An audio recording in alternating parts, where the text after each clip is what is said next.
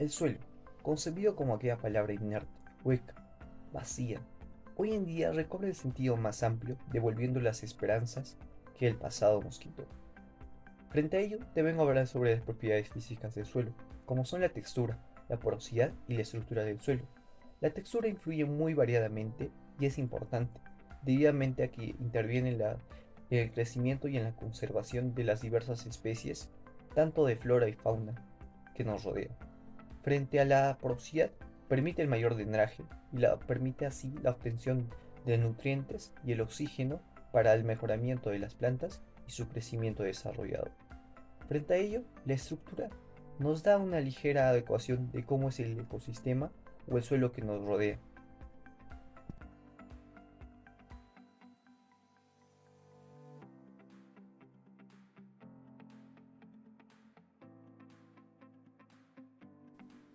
Bueno, marco teórico.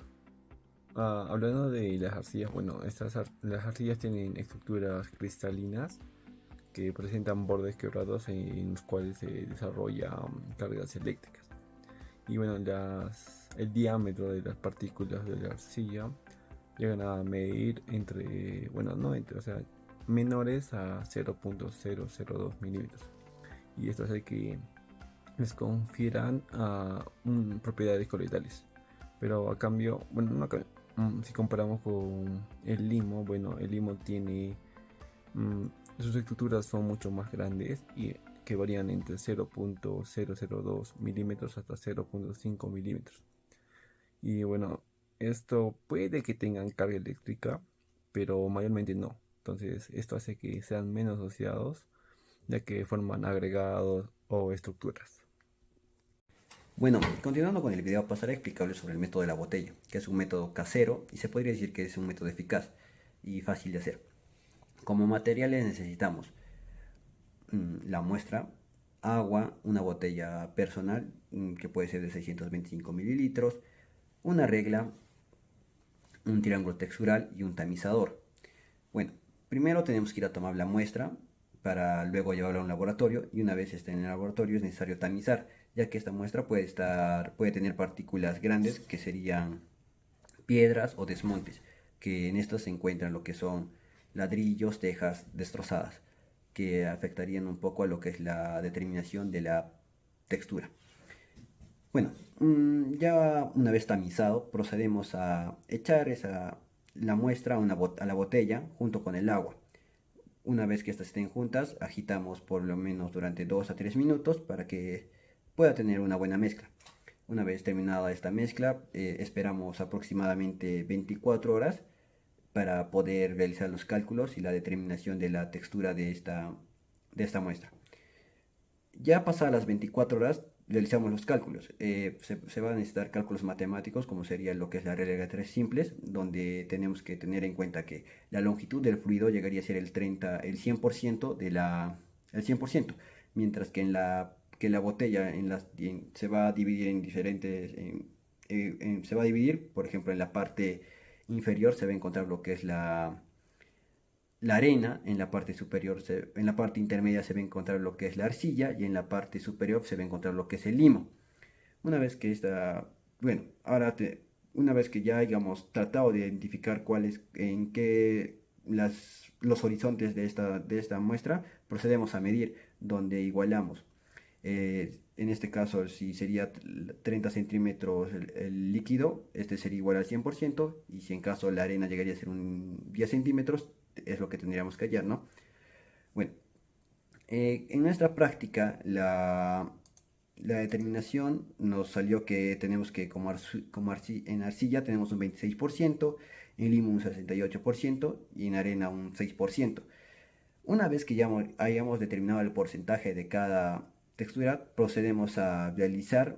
la, procedemos a ubicar en un triángulo textural, ¿no? Donde vamos a tener en la parte, tenemos en arena, limo y arcilla. En la parte donde se intersecten los puntos nos va a determinar el tipo de textura que es. En este caso nos determinó que la textura es franco-limosa. El resultado de la textura en la muestra del suelo de la cuenca del río Guatanay en Caira se pudo observar de esta muestra que que llega a tener 26% de arcilla, 68% de limo y 6% de arena, siendo este considerado como un suelo franco-limoso.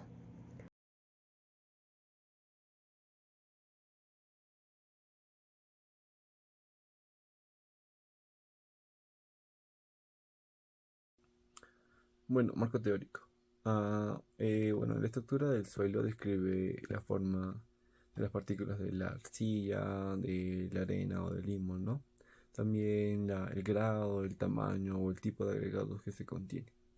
Bueno, si el caso es que si un horizonte no contiene agregados, ¿no? De diferentes, ya sea tamaños o tipos de agregados, se debe de describir por separado qué tipo de agregados hay, ¿no? Y buscar una relación entre ellos.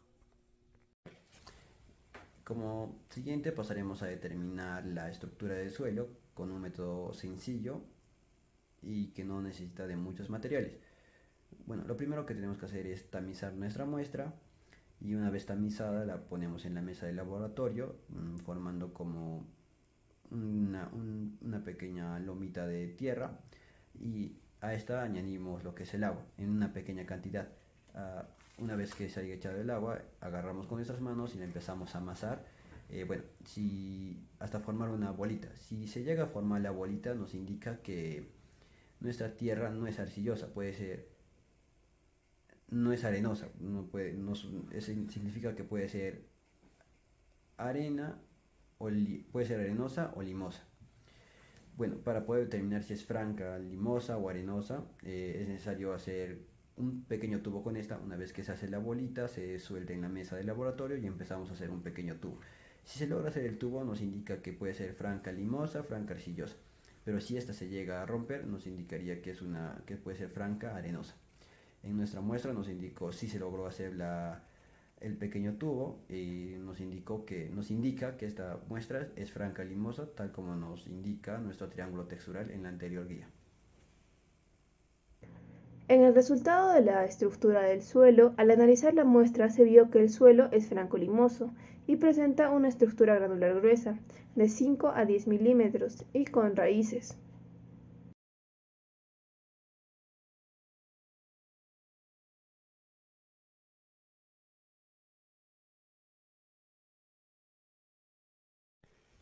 Bueno, continuando con la exposición, pasaré a explicarles sobre la porosidad del suelo. Y bueno, la porosidad del suelo se puede definir como la cantidad de huecos existentes con respecto al volumen de este mismo.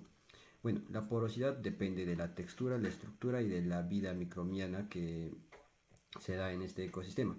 Ahora, existen diferentes tipos de porosidad se clasifican en las siguientes, ¿no? Serían primero los macroporos, como su nombre lo dice macro, son los poros más grandes que dan una correcta aireación y una correcta transportación del agua que ayuda bastante al crecimiento de las plantas o nos sirve mucho para la agricultura.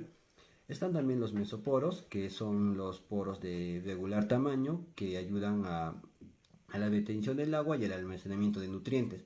Estos se pueden utilizar para las cochas, que sería el cultivo de agua, y ya que por su capacidad de retención de agua, ¿no?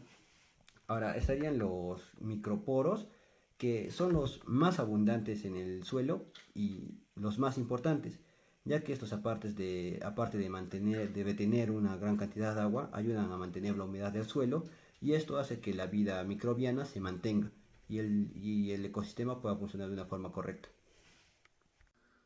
Bueno, primero tenemos que tamizar nuestra muestra y bueno, luego de hacer este proceso, armamos la pera de decantación con el soporte universal.